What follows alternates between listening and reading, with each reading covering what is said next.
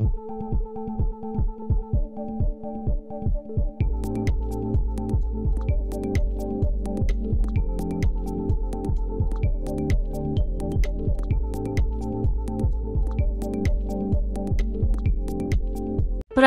hukum advokat Dr. Togar Situmorang kembali angkat bicara terkait kasus Nikita Mirzani, terlebih polemik penambahan masa tahanan Nikita Mirzani kian memanas. Kali ini lewat season kedua Bincang Santai dengan netizen khususnya fans Nikmir, Dr. Togar Situmorang kembali mengupas lebih dalam terkait masih adakah keadilan untuk Nikmir. Simak sebagai berikut. Nah, karena sudah dimohonkan dari perpanjangan itu ke pihak Pengadilan Negeri Jakarta Selatan, otomatis pihak pengadilan ketua mengizinkan itu untuk mempertambah sampai 30 hari ke depan. Kalau dimulai hitungan Mei tanggal kemarin, artinya di bulan Juni tanggal 3 atau 4, itulah masa terakhirnya batas kesempatan untuk bisanya perkara Nikita maju menjadi P21. Nah, P21 juga kan itu di situ ada 2 tahapan. Berkas rampung dan juga tersangka akan dipindahkan kepada pihak kejaksaan. Di mana nanti jaksa akan mengeluarkan perintah penahanan kepada Nikita, itu minimal untuk 20 hari masa penahanan lagi.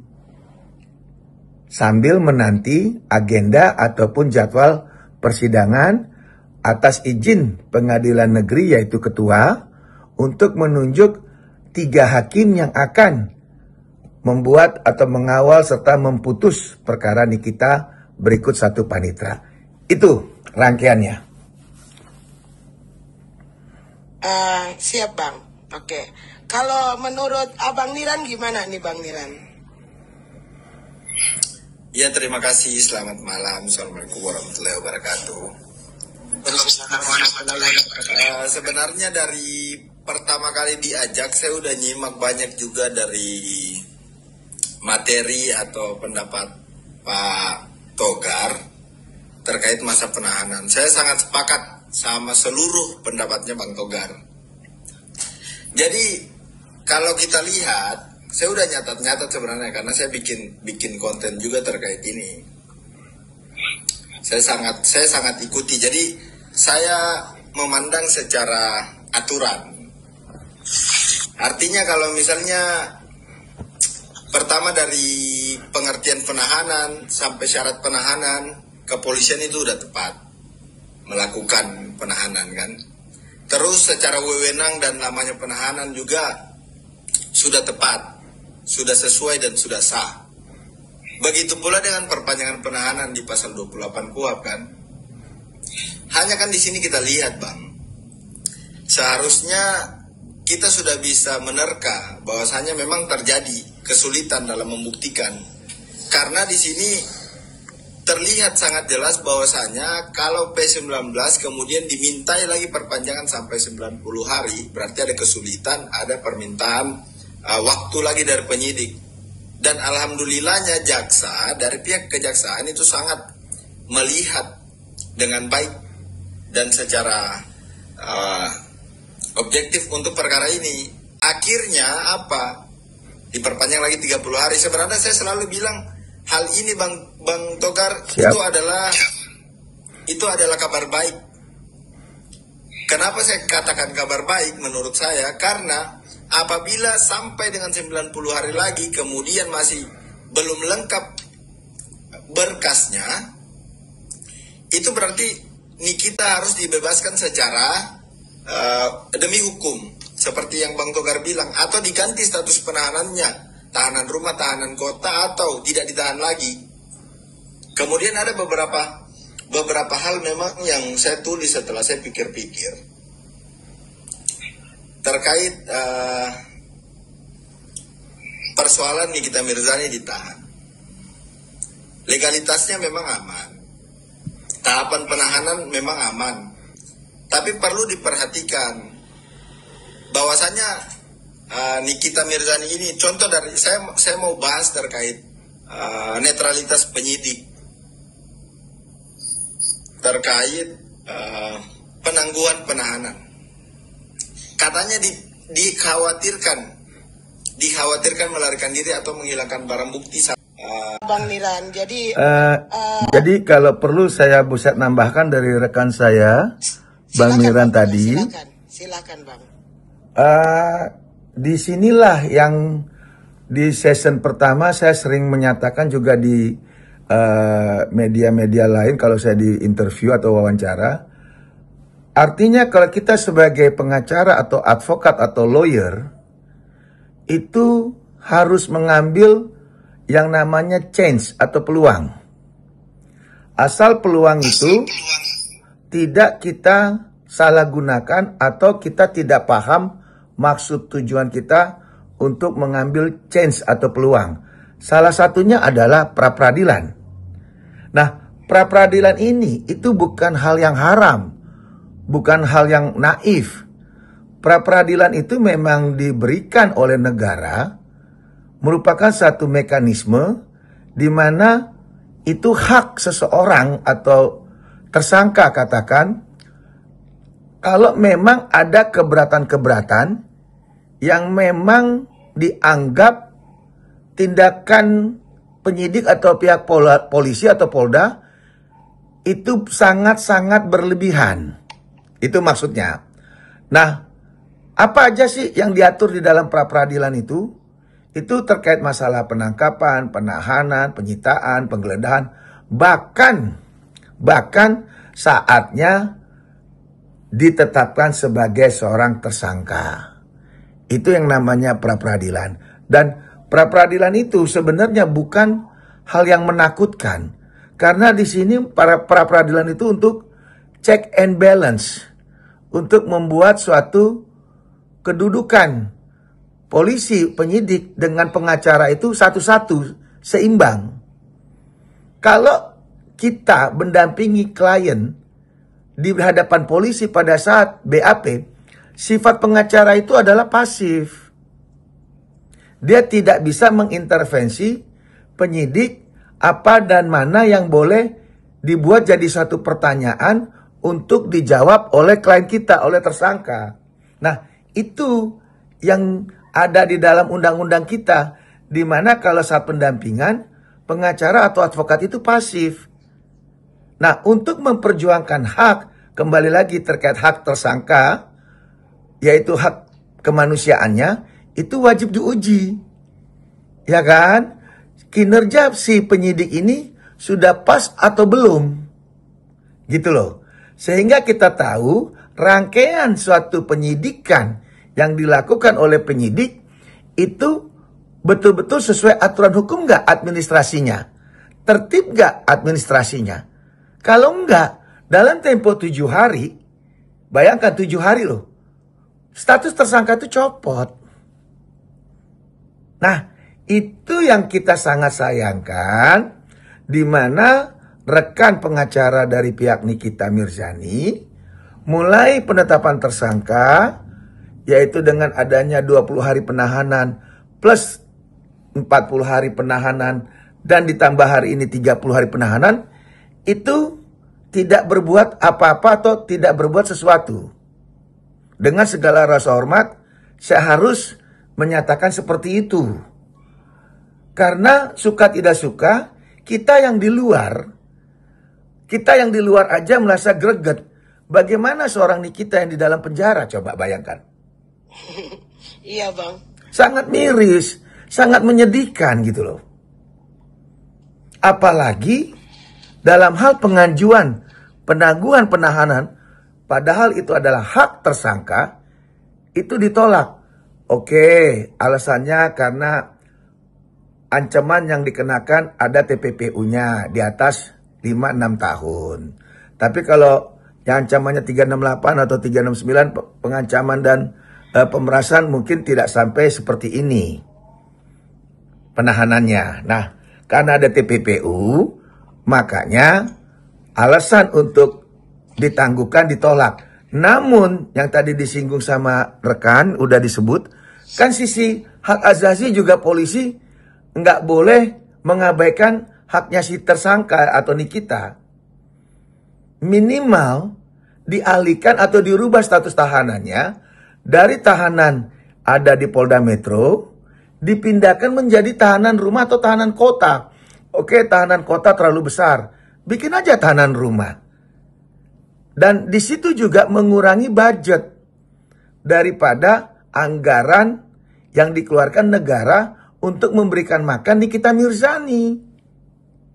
Karena makanan Nikita itu kan ada pagi, siang, dan malam.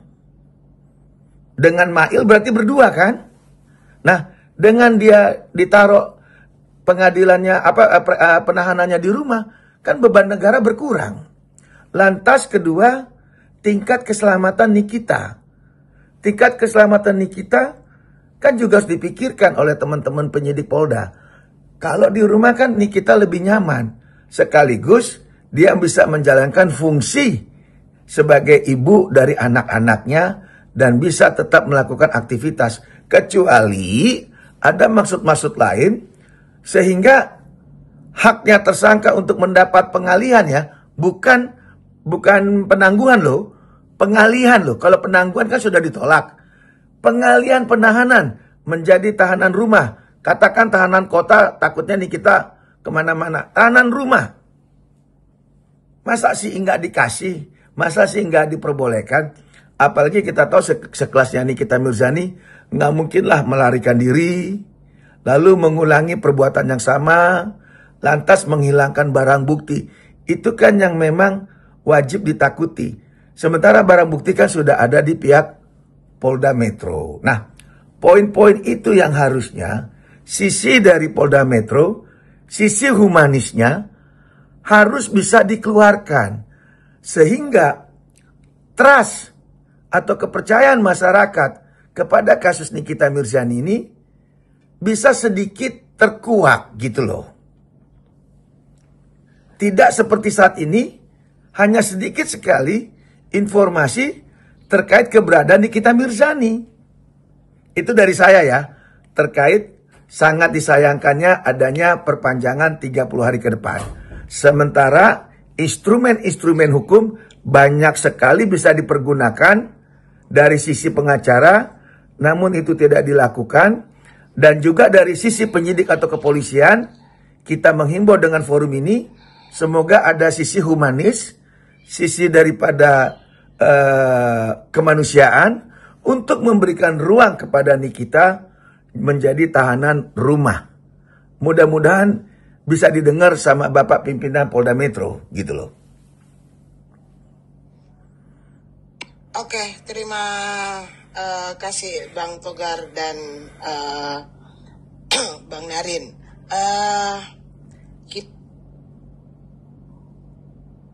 Kita melangkah ke ada nih Bang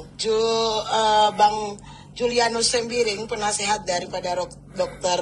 Reza Gladys, mengatakan bahwa dalam konferensi persnya mengatakan bahwa perpanjangan ini bukan karena kurangnya bukti, tetapi masih ada kebutuhan dari keterangan saksi yaitu O dan S yang diyakini oleh netizen adalah Dr. Oki dan Dr. Samira atau dokter detektif. Nah, sementara di sisi lain Dr. O dan Dr. S ini sudah menyampaikan tetapi secara tidak langsung dia mengatakan bahwa kalau untuk Dr. Reza Gladys mereka tidak berkenan untuk menjadi saksi. Menurut dari segi hukum bagaimana nih? Apakah boleh seseorang menolak menjadi saksi seperti itu? Silakan. Saksi itu sekali lagi adalah orang yang akan memberi terang daripada satu kasus, baik perkara pidana maupun perdata. Dan saksi itu memang wajib harus dihadirkan. Dan saksi itu ada saksi ada charge, ada saksi charge, ada saksi ahli, ataupun saksi korban. Nah, masing-masing ini akan menentukan arah daripada kasus yang sedang ditangani di Polda Metro Jaya. Kalau dari pihak pengacara ataupun pihak pelapor mengatakan saksi yang dibutuhkan pihak Polda adalah inisialnya O dengan inisialnya S, lantas O dan S tidak mau, saya rasa nggak segampang itulah. Karena saya yakin juga O dan S punya pengacara akan memberikan saran yang baik. Otomatis kalau memang dipanggil, pasti O dan S akan datang. Oke Bang. Oke Bang, kalau izin Bang menambahkan sedikit kan begini. Oke. Silakan. Ini bahasanya santai aja kita. Saya suka ngobrol lebih lepas. Kan gini, kita yang dituduh. Kemudian sebelum penetapan tersangka itu sudah ada waktu yang digunakan untuk penyidik juga. Ya seharusnya boleh memang penyidik mencari lagi dari pihak Nikita, seakan-akan butuh waktu lagi kan. Tapi kan coba penyidik juga ke pelapor. You harus buktikan lah, kan ini tuduhanmu. Gimana lagi nih kalau terjadi ada kendala seperti ini, kurang berkas Bang. Jadi iya kan rekan. Bukan memberatkan Rekan. Akan mencari kemana. Makanya rekan. Dari seginya Nikita. Iya, tadi kan saya bilang bahwa kalau memang pihak pelapor, terutama pengacara, bilang terkendala karena ada yang dipanggil saksi yang bernama inisialnya O dan S, itu kan bukan domainnya sebenarnya, betul nggak?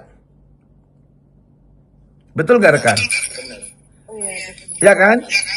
Karena saya yakin setiap warga negara apabila dimintakan keterangan dan dibutuhkan panggilan oleh pihak kepolisian dalam panggilan sebagai saksi, itu wajib menghadiri. Setahu saya. Iya, benar Bang. Jadi tidak mungkin kesulitan ini dikembalikan lagi, disalahkan lagi karena adanya saksi O dan saksi S itu tidak mau datang seolah pihak kooperatif.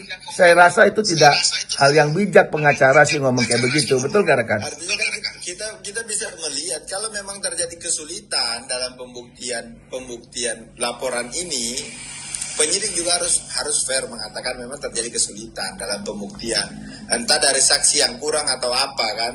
Kalau kita bicara asasnya kan ada aktori incumbit onus probandi. Probandi, ya. Iya.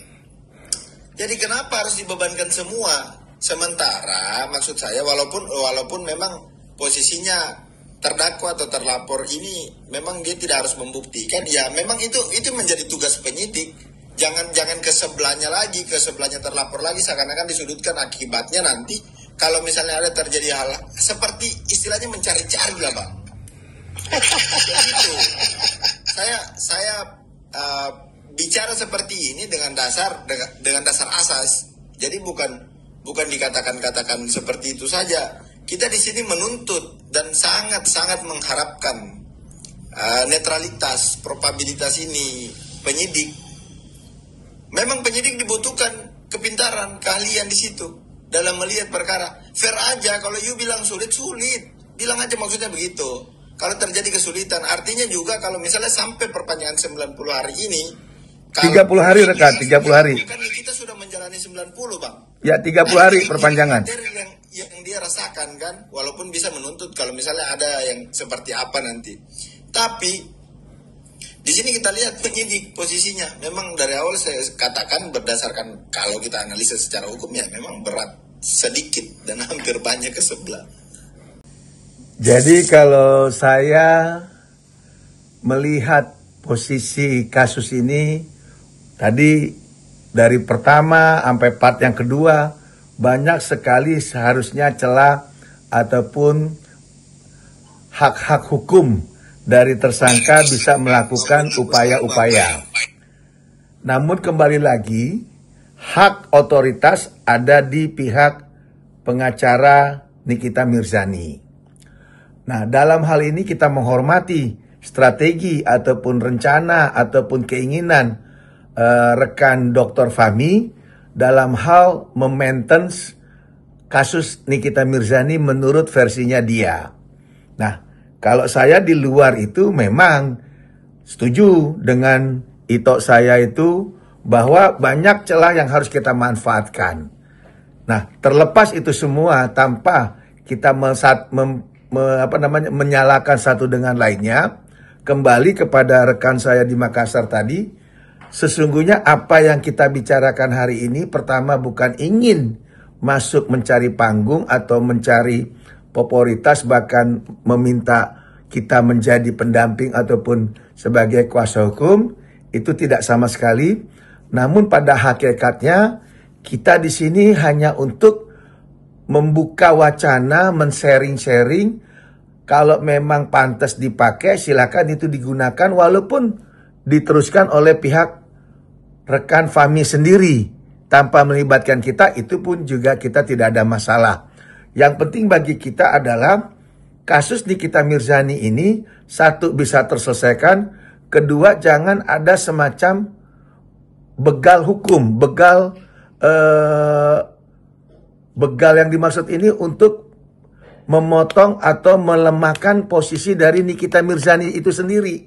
Karena benar yang tadi itu saya bicara, Nikita ini kan punya tanggung jawab kepada anaknya, kepada keluarganya. Kalau terlalu berlama tanpa ada kepastian juga ini akan bermasalah.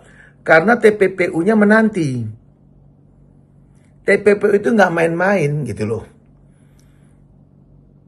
Bisa dibayangin kalau TPPU-nya itu terbukti, hukuman yang tadinya vonis 2,5 misalnya, naik nanti ke banding, kalau memang ada banding, itu bisa 18 tahun.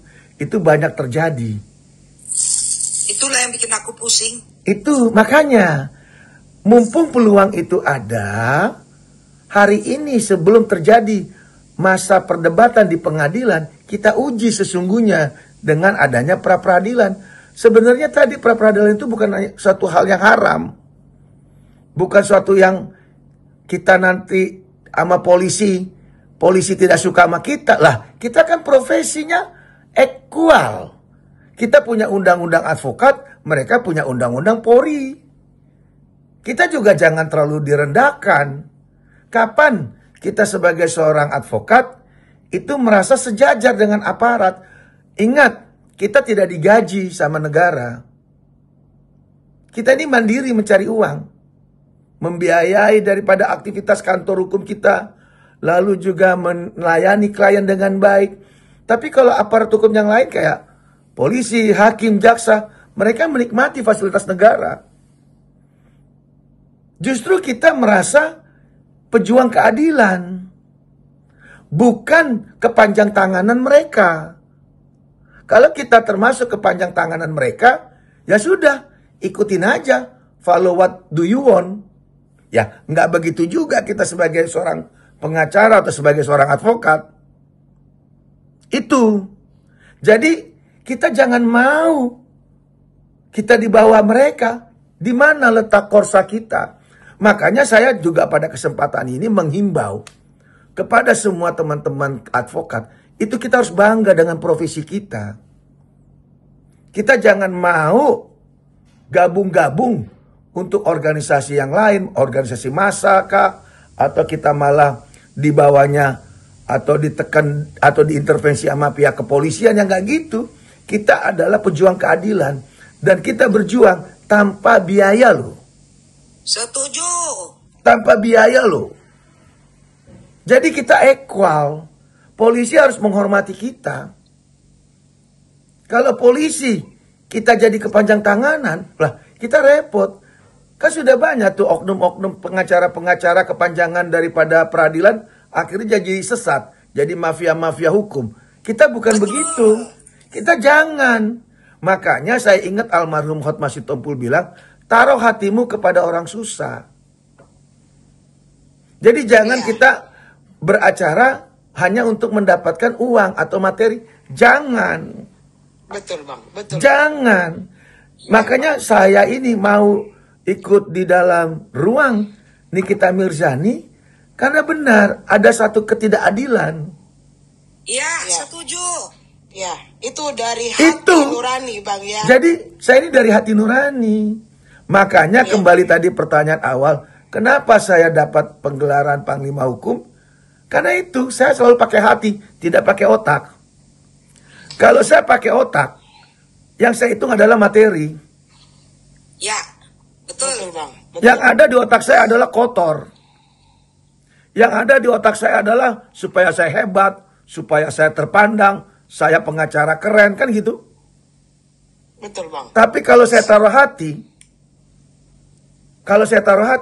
saya akan berjuang mencari keadilan itu. Walaupun sulit. Tapi kalau kita minta pendampingan sama Tuhan, niscaya semua akan dipermudah. Contoh yang tadi Bunda Paula bilang, itu saya bilang, kita bisa mutualisis, simbiosis gitu loh. Simbiosis mutualisme. Betul, bisa. Iya. Kita diskusi dengan Komisi 3, kita diskusi dengan si A, si B gitu loh. Itu penting untuk membangun suatu sistem agar kasus ini tidak mental. Supaya kasus ini berjalan sesuai koridor gitu loh. Karena ingat, pada hakikatnya di atas langit ada langit. Kita kan tidak tahu kubu sebelah itu bagaimana memproses itu. Betul. Nah, sisi itu yang kita harus lihat gitu loh. Jadi kembali lagi, kita dalam ruangan ini, kalau hati kita mau, kita di sini hanya untuk mencari satu keadilan bagi seorang Nikita Mirzani. Kalaupun nanti maju daripada rekan Fahmi atau apa, itu silakan. Di sini sifatnya hanya memberikan satu pendapat, nggak ada salahnya kalau kita buka ruang, kita bisa diskusi, bisa curhat di sini. Hanya itu aja sih. Siap, Bang. Tapi Ini nanti yang mau maju di depan dari Fahmi atau siapa, saya juga tidak terlalu antusias. Yang penting bagi saya berdoa Nikita Mirzani supaya mendapatkan keadilan sesuai daripada aturan hukum yang berlaku. Benar, Bang. Jangan seperti sekarang 20 plus 40 sudah 60, ditambah lagi 30 jadi 90 hari. Itu. Dan juga yang kedua yang saya soroti adalah pasal 368, 369 ditambah TPPU. Ini sangat menarik yang seperti awalan saya sering ngomong. Ditambah lagi masalah ini pelapornya diduga adalah pelapor yang tidak beritikat baik. Diduga ya? Betul. Diduga ya? Ah, itu. Diduga. Ya, digaris Jadi, bawahi diduga. Ya, jadi di sini kita lihat karena yang namanya azas pelapor itu dia harus bisa membuktikan dalil-dalil dia. Gitu loh. Bukan melempar ke pihak terlapor yang sudah jadi tersangka. Benar, Bang. Karena kembali pidana itu harus kausalitasnya harus jelas, harus terang. Siap, Bang. Jangan katanya, jangan terseret-seret, nggak boleh itu. Nah, itu yang kita minta, betul nggak? Betul, Bang. Nah, itu aja yang saya sampaikan. Dan saya tambahin sedikit, sebenarnya ini adalah intinya adalah komunikasi dibuka, ya. Dan saya yakin ada ratusan pengacara siap untuk pro bono buat bela Nikita. Saya yakin itu. Siap. Oke. Tapi kalau Nikitanya nggak mau sulit, Bunda. Ya memang. Jadi nggak apa-apa. Kalau saya rasa rekan, kita juga nggak usah memberatkan daripada Nikita atau Fahmi. Kita di sini membicarakan terkait pasal yang diterapkan. Kedua juga terkait perilaku daripada penyidik. Dan yang ketiga, apakah keadilan itu masih ada untuk Nikita? Dan yang terakhir, semoga proses perjalanan ini kita harapkan adalah yang terbaik untuk Nikita. Itu aja. Jangan lagi kita kembali kepada beban bahwa kita berharap Nikita mau pakai tim atau Fahmi menggunakan tim. Jangan juga. Hanya tadi yang disarankan itu saya benar. Harus dibangun suatu komunikasi. Mudah-mudahan dari yang kita bangun hari ini itu bisa didengar sama pihak Nikita ataupun Bang Fahmi, diambil yang baik-baiknya. Itu sih. Oke, Bang. Jangan lupa like, komen, subscribe, dan share ya guys.